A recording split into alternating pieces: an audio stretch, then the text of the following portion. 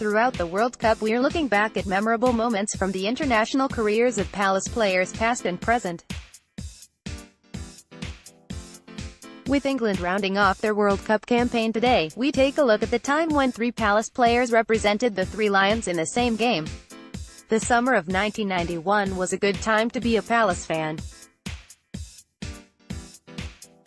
Steve Coppell's team, fresh off the 1990 FA Cup final appearance, had ended the following campaign third in the First Division to register their best-ever league finish, and claimed the Zenith Data Cup at Everton's expense in April.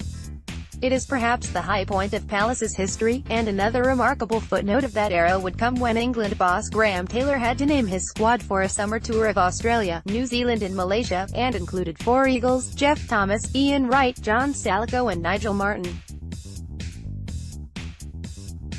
The quartet's chances were admittedly busted by Manchester United, Liverpool and Arsenal refusing to release their players for what they saw as meaningless friendly games, but in Taylor's defence, he had already been looking to Selhurst Park for talent while Palace were tearing things up in the top flight.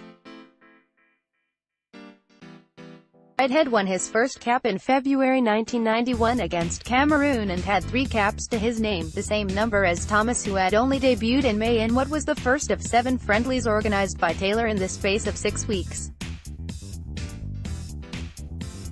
Meanwhile, Salako and Martyn were keen to taste some action, having previously represented the England B team.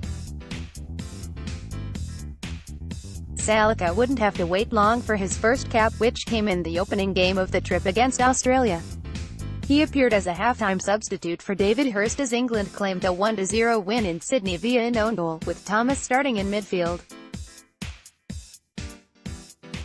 2 days later, it was a similar story as Thomas clocked up another 90 minutes and Salako appeared a sub as New Zealand, celebrating their 100th anniversary, succumbed to a last-minute Gary Lineker goal, but better would come for Palace later that week. All 3 outfield Eagles started in Wellington, while Martyn was named on the bench as understudy to Chris Woods. There could so easily have been 3 Palace players on the scoresheet that afternoon. Salako nearly marked his first start in style with a rasping drive from the edge of the box that goalkeeper Grant Schofield did well to tip over, before Stuart Pearce opened the scoring.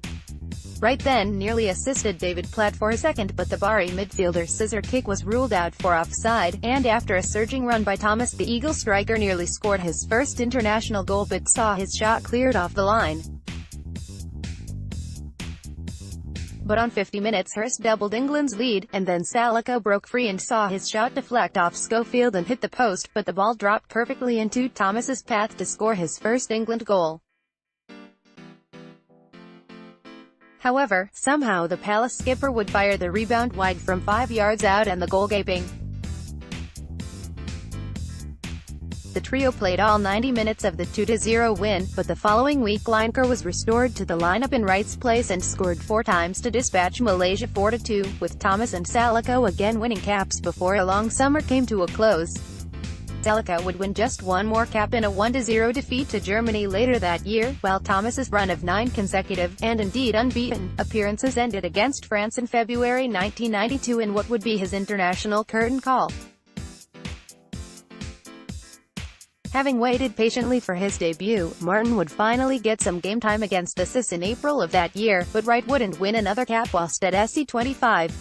The pair would go on to enjoy lengthy associations with the national team after departing Palace, but for the Eagles it would prove to be a tour that highlighted their then lofty standing in the English game.